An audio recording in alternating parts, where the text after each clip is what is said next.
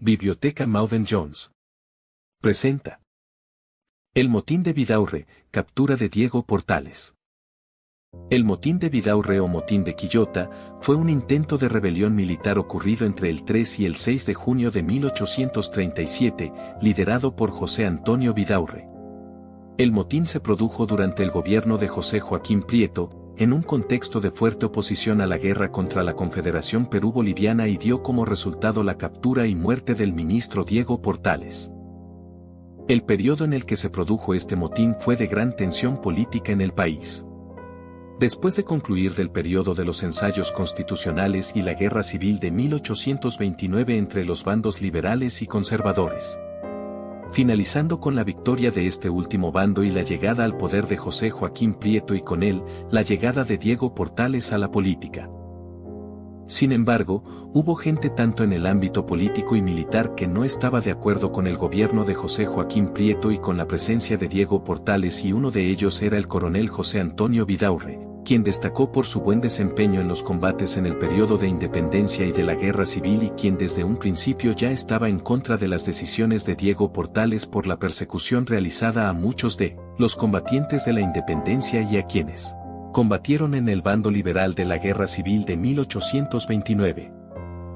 Pero el mayor punto de inflexión fue las intenciones de Prieto y Portales de enviar tropas para combatir a Perú y Bolivia, quienes formaron la llamada Confederación Perú-Boliviana, cuyo propósito era el de lograr consolidar un poder hegemónico andino en el sector del Pacífico con la finalidad de traer un desarrollo económico, social y político a la región. Esto, en palabras de Prieto y de Portales, significaba una gran amenaza para el poder que Chile ya tenía en el Pacífico con el puerto de Valparaíso, y por esta razón, tomaron la decisión de enviar tropas para luchar contra la Confederación Perú-Boliviana. Esta decisión fue muy criticada por gente del ámbito militar y entre ellos el más crítico era el mismo José Antonio Bidaurre, quien consideraba esta guerra contra la Confederación como un acto de tiranía y de intriga, que solamente pondría en riesgo los intereses de Chile y también la vida de los mismos chilenos.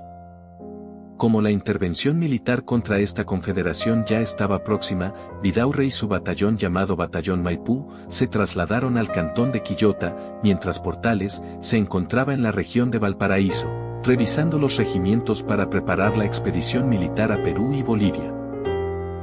Como Bidaurre y su batallón ya estaban en Quillota antes que Portales y sabían que él estaba por llegar al cantón de esa ciudad, Bidaurre empezó a preparar el motín contra Portales con la finalidad de crear un golpe de estado contra José Joaquín Prieto y terminar con esta ofensiva contra Perú y Bolivia.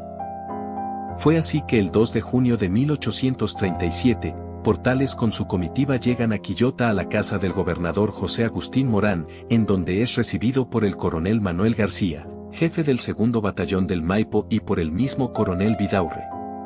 Dado el buen trato que Portales tuvo con Bidaurre a su llegada, supuso que Portales no sabía lo que ocurriría. Fue al día siguiente, el 3 de junio, mientras que Diego Portales estaba revisando las tropas en la plaza de armas de Quillota, que Bidaurre y su batallón con el capitán Narciso Carballo a la cabeza, tomaron detenidos a Portales y a su comitiva y fueron encerrados en un calabozo. El 4 de junio, el bando revolucionario de Bidaurre crearon un acta con la cual buscaban detener la intervención militar contra la Confederación Perú-Boliviana y de sumar más gente a la revolución, lo que no estaba teniendo éxito.